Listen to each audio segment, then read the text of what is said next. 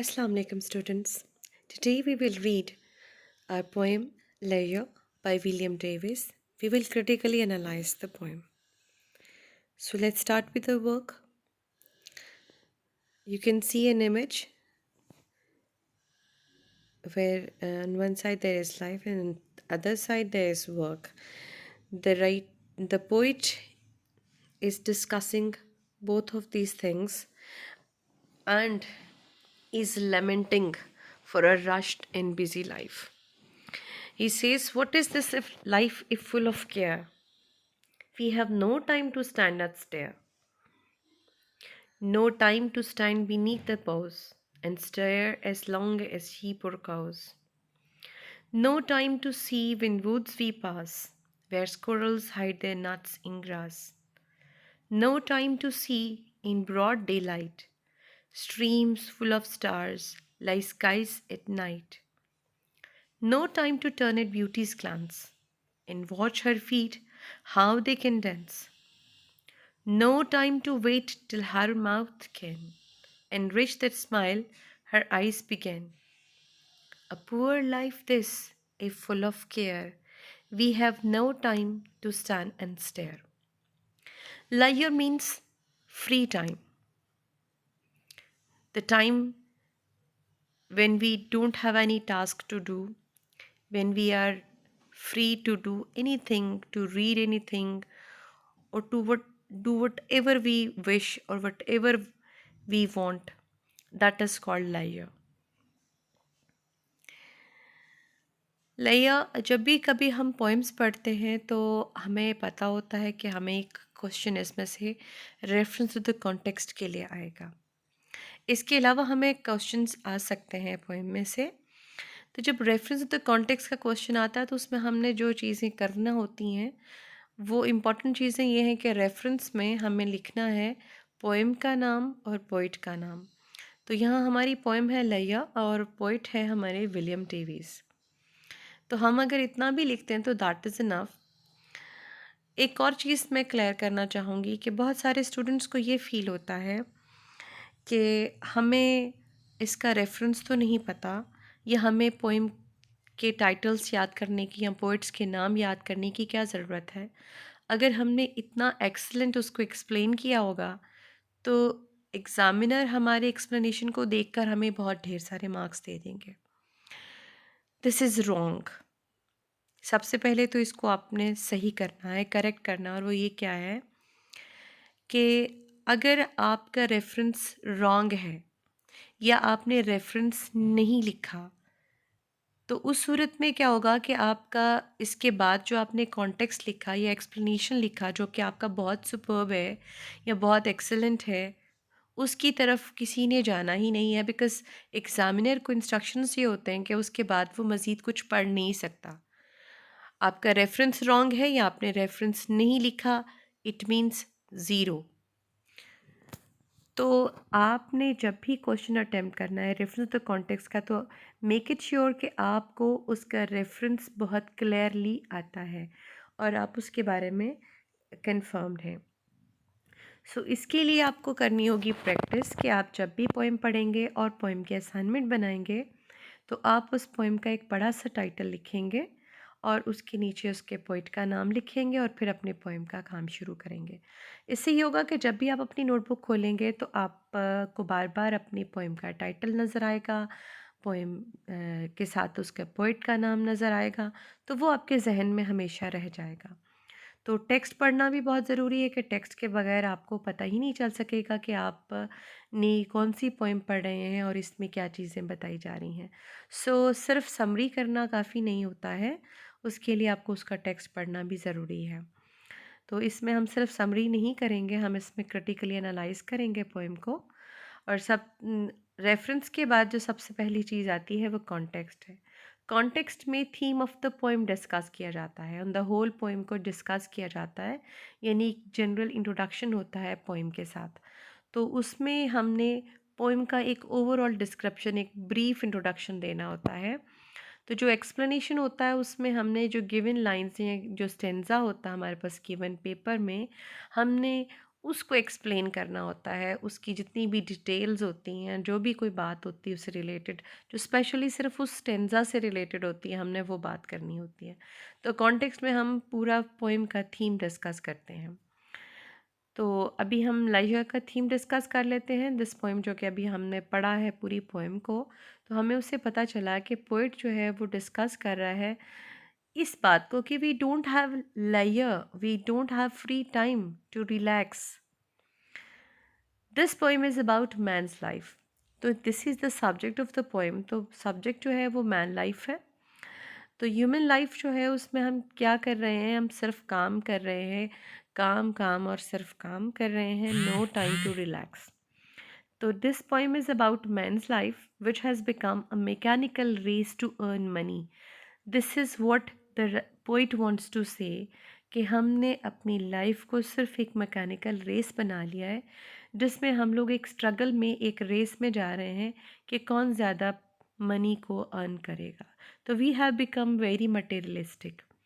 The poet is feeling sad, और इस वजह से पोइट इज़ फीलिंग सैड, और वो अपनी सैडनेस को छुपाना भी चाह रहा है और बताना भी चाह रहा है। छुपा रहा है तो हमें इसमें पोएम में कोई सैडनेस नज़र नहीं आती है, बिकॉज़ हमें नेचर नज़र आ रही है।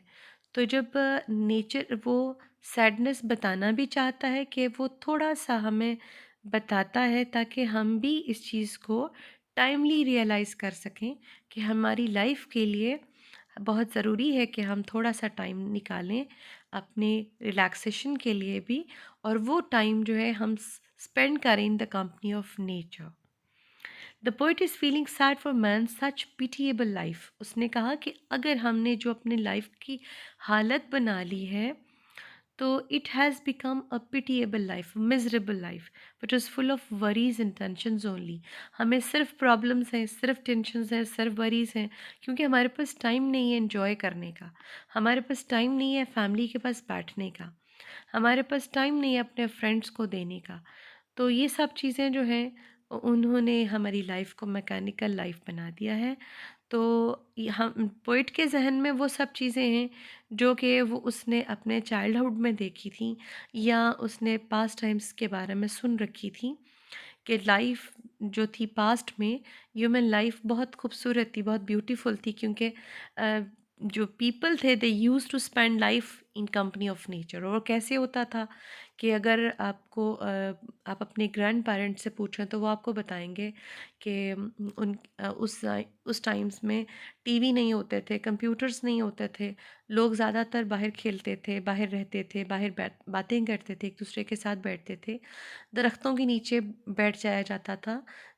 समर्स में, ना सिर्फ विंटर्स में बल्कि समर्स में भी दरख्त के नीचे बैठ जाया जाता था और ठंडी हवा, फ्रेश एयर जो है उससे एंजॉय किया जाता था। इसी तरह रात के वक्त में भी आउटडोर स्लीपिंग की जाती थी।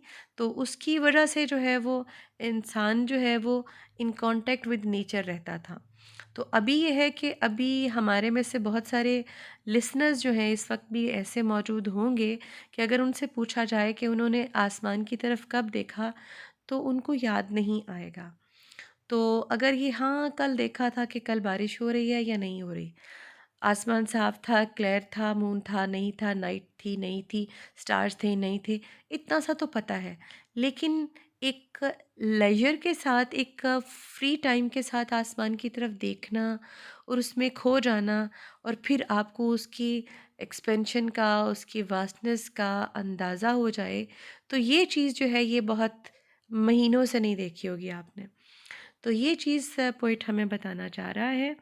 ही wants to make man free from this endless materialistic struggle, कि हमें इसको एंड करना चाहिए, अब दी एंड होना चाहिए इस मटीरियलिस्टिक स्ट्रगल का। हमें इसको बाउंड करना चाहिए, थोड़ा सा रिस्ट्रिक्ट करना चाहिए, and bring a comfortable peace in his life by taking him near nature in this beauty. और वो चाहता है कि इंसान की ज़िंदगी कंफर्टेबल बन जाए, पीसफुल बन जाए, और that is possible only if he comes in to contact with nature. If he comes near nature and its beauty, वो उसको रियलाइज करता है, इसको देखता है और इसको एंजॉय करता है। The poem consist of 7 couplets and termed as American sonnet. एक नई टर्म जो है वो बनी है जिसमें कि सोनेट में अमेरिकन सोनेट इसको नाम दिया गया है। इसमें 7 couplets हमें नज़र आएंगे। इन्हीं 7 वर्सेस 7 couplets हैं, 7 जिनको आप बोलेंगे हमारे पास अशार हैं। तो वो हैं जी। अभी हम फर्स्ट जो कपलेट है हमारा उसकी तरफ हम आते हैं। What is this life if full of care, we have no time to stand and stare. जी इसका राइम स्कीम है जी A. The poet is asking the modern man a question, what is this life, is it worth calling a life. इसको हम life कह सकते हैं, उसने इसलिए क्वेश्चन पुट किया है to increase the suspense, to attract more attention, feeling sad for men's condition and a sick life full of worries and tensions. उसको लगता है we have no time to stand and stare. It means our life is full of worries, full of care, full of problems, full of tensions. तो फिर क्या है, what is this life? फिर क्या जिंदगी हुई? Modern man has busied himself materialistic struggle that he does not have any time to relax and enjoy free of all worries. Modern man ने busy कर लिया अपने आप को, मटीरियलिस्टिक स्ट्रगल में बिजी कर लिया। उसके पास टाइम नहीं है कि वो रिलैक्स करे, इंजॉय करे नेचर की कंपनी को, अपनी फैमिली की कंपनी को, अपने फ्रेंड्स की कंपनी को। और यहाँ पर जो उसने यूज़ किया ना, यूज़ ऑफ वी, तो इसको यूज़ किया उसने to make it universal theme के वो जो बात करने जा रहा है that is related to every human being, whether he belongs to America और not, whether he belongs to Pakistan और नॉट। वो किसी भी मुल्क से हो, किसी भी रीजन से हो, किसी भी क्लाइमेट से हो, वो ह्यूमन बीइंग है। और ह्यूमन बीइंग जो है उसने इस वक्त अपने आप को बिज़ी किया हुआ इस मटीरियलिस्टिक स्ट्रगल में, इस मटीरियलिस्टिक रेस में, और वो चाहता है कि उससे निकाला जाए। उससे निकालने के लिए उसने अपने आप को तमाम लोगों के साथ रख लिया और फिर अपने आप को कॉल किया, तमाम ह्यूमन बींग्स को कॉल किया as we. In this race, we do not find time to sit, lie or stand and gaze upon anything around us. हमारे पास टाइम ही नहीं है कि हम कहीं पर बैठें, कहीं पर खड़े हों और किसी चीज़ को गौर से देखें। हमारे पास इतना टाइम नहीं है। हम तो घड़ी भी सिर्फ इतना देखते हैं कि क्या टाइम हुआ। हमारी घड़ी कितनी खूबसूरत है और कितनी ब्यूटीफुली जो है वो रन कर रही है, हमने कभी भी गौर नहीं किया। या उसका कलर जो है वो कैसे चेंज होता है, हमने कभी, हमारे पास टाइम नहीं है। हम हमेशा यही कह देते हैं नेक्स्ट टाइम गौर से देखेंगे, हमारे पास टाइम नहीं है। Started his document next discussing some of the pleasures we miss during our daily life. अभी उसने डॉक्यूमेंट स्टार्ट किया है इस बात से we have no time to stand and stare. उससे डॉक्यूमेंट स्टार्ट किया और उसके बाद अभी वो लिस्ट बनाएगा एंड लिस्ट करने जा रहा है वो तमाम प्लेजर्स को जो हम मिस करते हैं ड्यूरिंग आवर डेली रूटीन, कि हमने क्या क्या चीज़ें मिस की। हमारे में से बहुत सारे लोग ऐसे होते हैं कि जिनके बच्चे बड़े हो जाते हैं और उनको वक्त ही नहीं मिलता कि वो अपने बच्चों की बातों को, छोटी छोटी एक्टिविटीज़ को, उनकी जो छोटी जो इनोसेंट उनकी विशेस हैं उनको, या इनोसेंट उनकी जो टॉक्स होती हैं उनको एंजॉय कर सकें। उनके पास टाइम ही नहीं होता। और फिर एक दिन अचानक से जब वो गौर करते हैं तो कहते हैं अच्छा ये इतने बड़े हो गए हैं। तो we have no time to stand and stare. तो यहाँ पर उसने अब प्लेजर्स को बताने लगा है और वो सारी प्लेजर्स नहीं बताएगा, वो उनमें से कुछ को डिस्कस करेगा हमारे साथ। और वो कौन सी हैं जी? No time to stand beneath the boughs and stare as long as sheep or cows. No time to see when woods we pass, where squirrels hide their nuts in grass. जी 2 कपलेट्स हमने पढ़े हैं और चूंकि इसमें एक ही theme बात हो रही है और वो क्या है कि हमारे सराउंडिंग्स में जो नेचर है हम उतना कितना अटेंशन उसको दे रहे हैं। तो हमारे पास इतना भी टाइम नहीं है कि अगर हम वेट कर रहे हैं किसी बस का या कोई हमें पिकअप करने आ रहा है तो हम वहाँ पर खड़े हैं, वेट कर रहे हैं किसी रिक्शा का, किसी बस का, तो फिर क्या है कि हम लोग जिस दरख्त के नीचे खड़े हैं हमने कभी उसकी तरफ नहीं आँख उठाकर देखा कि उस बर्ड के अंदर कौन-कौन से बर्ड्स बैठे हुए हैं, उस ट्री के अंदर कौन-कौन से बर्ड्स बैठे हुए हैं और उसमें कौन कितनी ब्रांचेज़ हैं, वो किस चीज़ का ट्री है, उसके लीव्स का कलर कौन-सा वाला ग्रीन है, हम नहीं देखते हैं। तो ये वो वक़्त है कि जो हम बहुत थोड़ा-सा निकाल सकते हैं अपनी इस बिज़ी रूटीन में से, और इतना सा वक़्त कि कभी इसमें उसने हमारा कंपैरिज़न किया है शीप और काउज़ के साथ, और वो किस किस तरह की बात कर रहा है शीप और काउज़ के साथ, उसने क्यों हमारा कंपैरिज़न किया।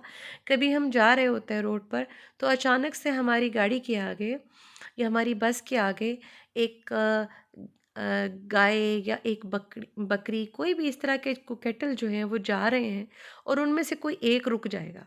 आप उसको हॉर्न पे हॉर्न दिए जाएँ तो वो वहाँ से हटेगा ही, बल्कि वो आपकी तरफ देखेगा कि अच्छा मुझसे कह रहे हो, इस किस्म की बात वो करेगा। तो पोइट ने कहा कि हमारे पास तो इतना टाइम भी नहीं है कि हम चलते-चलते अपना ही काम कर रहे हैं, तो हम चलते-चलते रोड के ऊपर रुक कर कहीं इधर-उधर देख ही लें कि क्या हो रहा है। तो इसके लिए उसने हमारा कंपैरिज़न किया उनके साथ। No time to see when woods we pass where squirrels hide their nuts in grass. तो पोइट कह रहा है कि हमें कोई अलहदा से जाना नहीं पड़ रहा है, हम गुज़र रहे हैं, वो हमारा रास्ता है। उस रास्ते से गुज़रते हुए भी हमने अपने सराउंडिंग्स में बिल्कुल देखना ही नहीं है कि वहाँ पर जो स्क्विरल्स हैं, स्क्विरल्स की कभी आप एक्टिविटीज़ चेक करें, बहुत इनोसेंट सी होती हैं, भागकर इधर, भागकर उधर। तो वो कैसे अपने नट्स को ग्रास में छुपा रही हैं, और वो कितना इनोसेंट लगता है सब चीज़ें। तो पोएट कह रहा है हमारे पास टाइम नहीं है कि हम इन चीज़ों को देख सकें। No time to stand for a while under a tree, कि एक दरख्त के नीचे थोड़ी सी देर के लिए भी खड़े होने का टाइम नहीं है। Then he compares to the cattle sheep और cows who stand on the way and start looking at something mindlessly, and we do not have such little time to stay idle. Do not even look at the little moments of joy while seeing squirrel running here and there. We do live in the company of nature. ये poet कह रहा है कि हम लोग इसी nature में से गुजर कर जा रहे होते हैं, हमारे इर्द गिर्द ये सब चीज़ें मौजूद होती हैं। We do live in the company of nature but do not pay heed to it, और ब्यूटी लाइंग अराउंड अस, हमारे इर्द गिर्द पड़ी हुई है, मौजूद हैं ये सब चीज़ें, लेकिन हमारे पास टाइम ही नहीं है कि हम इनकी तरफ देखें। We have become mechanical because we have moved away from nature. तो नेचर के जितना करीब आएंगे, आप उतना नेचुरल होते चले जाएंगे, आप उतना प्योर होते चले जाएंगे, और जितना आप इससे दूर होंगे, आप आर्टिफिशियलिटी के करीब होते चले जाएंगे। No time to see in broad daylight, streams full of stars like skies at night. हमारे पास टाइम नहीं है कि हम दिन के वक्त आसमान पर हम सिर्फ अगर देखते हैं तो ये देखने के लिए कि इज़ इट क्लाउडी और नॉट, बिकॉज़ सूरज निकला है तो वो तो हमें नज़र आ रहा है। तो अगर सूरज नहीं निकला तो फिर हम सिर्फ इतने से मोमेंट के लिए, फॉर सम सेकंड्स ओनली, हम आसमान की तरफ देखें कि क्या ये क्लाउडी है, ये हेज़ी है, स्मॉगी है, फॉगी है, क्या है। हम सिर्फ इतनी सी देर के लिए देखते हैं, और फिर उसके बाद फिर अपनी बिज़ी रूटीन में बिज़ी हो जाते हैं। The poet regrets that we do not look at the beauty of broad daylight as to how much bright it shines, nor we look at the sky. The poet wants to make us realize the beauty of nature and admire it. Daylight may brighten up our sad and gloomy life. आप ये देखें किस तरह से क्यों कर सकता है, कैसे कर सकता है डे लाइट जो है हमारी लाइफ को ब्राइट अप। आप ये देखें कि डेली बेसिस पे सूरज निकलता है तो हम बोर नहीं होते, लेकिन अगर बारिश 2 दिन से ज़्यादा हो जाती है, हम बोर हो जाते हैं, हम दुआएं मांगते हैं कि सूरज निकल आए। तो इसलिए पोएट कहता है कि जो सूरज है उसका एक साइकोलॉजिकल इफ़ेक्ट भी है, उसका एक इमोशनल इफ़ेक्ट भी है, उसका एक साइंटिफिक इफ़ेक्ट भी है। तो जब हम डे लाइट को हम देखेंगे, उसको हम रियलाइज़ करेंगे, उसको हम फ़ील करेंगे, तो क्या होगा, it will brighten up our sad and gloomy mood, our gloomy life. And similarly sky full of stars में फ्रेशन अस एट नाइट, कि हम बहुत सैड हैं, हमें किसी की याद आ रही है, हम आसमान की तरफ देखते हैं, and it is full of stars, और उसके लिए उसने यहाँ पर मेटाफोरिकल लैंग्वेज यूज़ की है, यानी उसने फिगरेटिव लैंग्वेज यूज़ की है। उसने यूज़ किया है यहाँ पर सिमिली का। सिमिली की हमने पहले भी बात की, तशबीह और इस्तिआरा की बात की हमने। जब हम दो चीज़ों को कंपेयर करते हैं इन सिमिलर टर्म्स, एक ही तरह से और किसी क्वालिटी को बेस बनाकर हम उनको कंपेयर कर रहे होते हैं, तो वो हमारी मेटाफोरिकल लैंग्वेज होती है। और अगर हम उस क्वालिटी को डिस्कस करने के लिए, उनको कंपैरिजन करने के लिए कोई कंपैरिजन वर्ड्स यूज़ करते हैं, तो फिर वो हमारी सिमिली होती है, तशबीह होती है। और अगर हम वो कंपैरिजन वर्ड्स यूज़ नहीं करते तो दैट इज़ मेटाफोर। तो यहाँ पर हमने यूज़ किया लाइक स्काइज एट नाइट।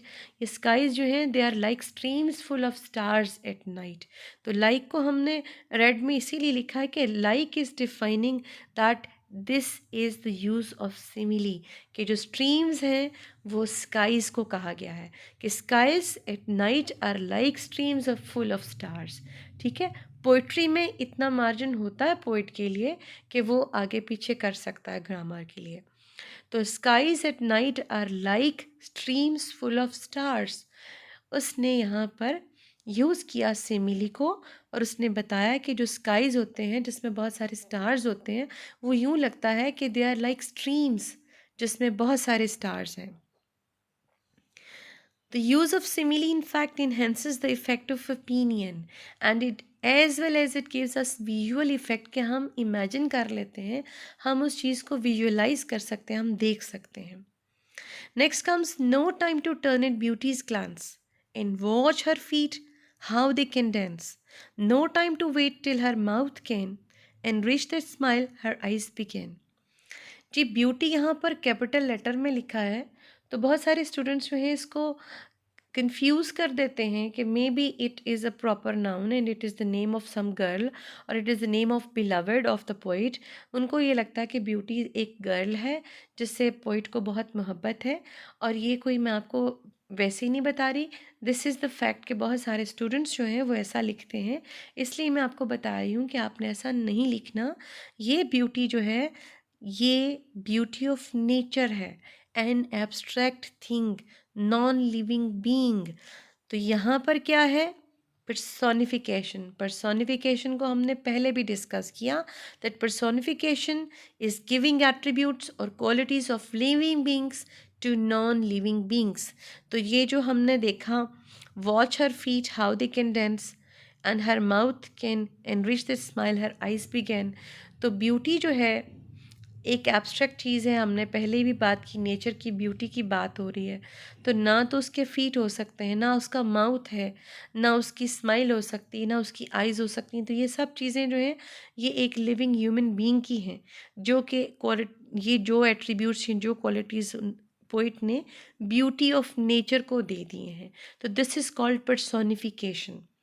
तो पर्सोनिफिकेशन एक बहुत इंपॉर्टेंट इसका पॉइंट है जो आपने जहन में रखना है कि पोइट किस तरह से हमारी अट्रैक्शन को डाइवर्ट करने के लिए हमें बता रहा है कि this is very much colourful, nature is very much colourful. He is defining beauty with smile on lips and eyes, dance beautifully displayed bye her feet. ये सब चीज़ें वो हमें बता रहा है। और क्यों बता रहा है, he says that this beauty should be felt if man wants to enjoy it. उसको फील करेंगे तो तभी हमें ये सारी चीज़ें नज़र आएंगी।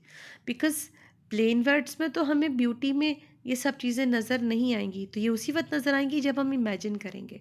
तो imagination needs layer, imagination needs free time, imagination needs relaxed mind. तो उसके लिए पोइट हमें कह रहा है कि आइए रिलैक्स कीजिए एंड एन्जॉय कीजिए। It can be seen only with the sensitivity of emotions and feelings which the poet wants to arouse in us. वो अपने रीडर्स में ये चाहता है कि बढ़ जाए, कि इमोशंस और फीलिंग्स जो है राइज कर जाएं और वो हम उनसे फील कर सकें अपने इर्द गिर्द की खूबसूरती को जो हमारी सराउंडिंग्स में मौजूद है। And it is only possible when we get time out of our too much busy routine which has made our life boring and monotonous. हमारी लाइफ जो है वो मोनोटोनस हो चुकी है, बिकॉज हम सुबह उठते हैं, इतने बजे उठा, अलार्म लगाए, इतने बजे उठे, इतने बजे खाना खाया, ऑफिस चले गए, ऑफिस में ये काम किया, इतने बजे वापस आए, आकर खाना खाया, सो गए। And this has become a monotonous life. तो पोइट कहता है इस बोरिंग और मोनोटोनस लाइफ को ख़त्म होना चाहिए, इसको कलरफुल होना चाहिए। And in order to make our life more colourful and vibrant we must pay attention towards the silent beauty of nature, ये हमें पोइट बताना चाह रहा है। These are the delights starting from a minute to stay under a tree, under a branch of tree, to enjoying the long hours of entertainment in the company of nature। क्योंकि जब आप किसी का dance देखते हैं, जब आप किसी की स्माइल ऑब्जर्व कर रहे होते हैं, इट टेक्स टाइम। तो पोइट ने थोड़े से टाइम जो कि एक ट्री के नीचे खड़े होकर गुजारना है, उस 1 मिनट से लेकर ये long hours of reflection and imagination के जिसमें हम ब्यूटी को इमेजिन कर रहे हैं, उस वक्त तक उसने कहा कि हमें ये सब चीज़ों की ज़रूरत है to make our life more comfortable, more peaceful, more colourful.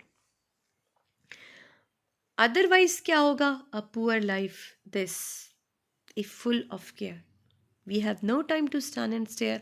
और उसने कहा कि if we do not pay attention to the nature surrounding us, तो फिर क्या होगा? हमारी लाइफ पुअर लाइफ हो जाएगी, एक मिजरेबल लाइफ होगी। और ये वो बार बार बताने की कोशिश कर रहा है ताकि हम लोग समझ जाएं। The only possible solution to make our life worth living is going in the company of nature with a loud bang, कि हम छोड़ दें सारा कुछ और डिसाइड कर लें कि नहीं, अब हम अपनी लाइफ को नेचर की कंपनी में गुजारेंगे ताकि हम ज़्यादा पीसफुल हो सकें। Otherwise, the poet is calling our life a poor and miserable life which is devoid of happiness and joys, कि जिसमें सिर्फ वरीज हैं, जिसमें सिर्फ केयर्स हैं, जिसमें सिर्फ टेंशन्स हैं, प्रॉब्लम्स हैं, वो हैप्पी लाइफ नहीं है। That is a poor life. उसने डिफाइन कर दिया, उसने हमें बहुत क्लियरली बता दिया।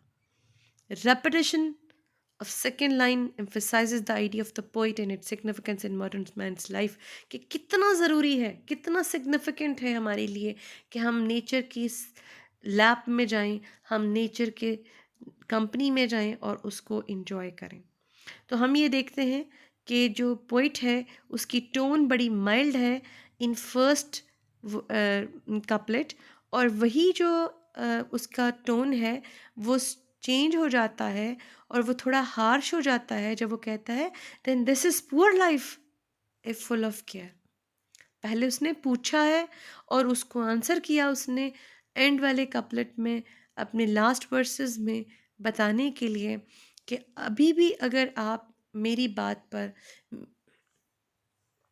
मेरी सजेशंस को फॉलो नहीं करेंगे, life of human beings will become a poor life. So this is all about our poem Layo. Enjoy it. Thank you and Allah Hafiz.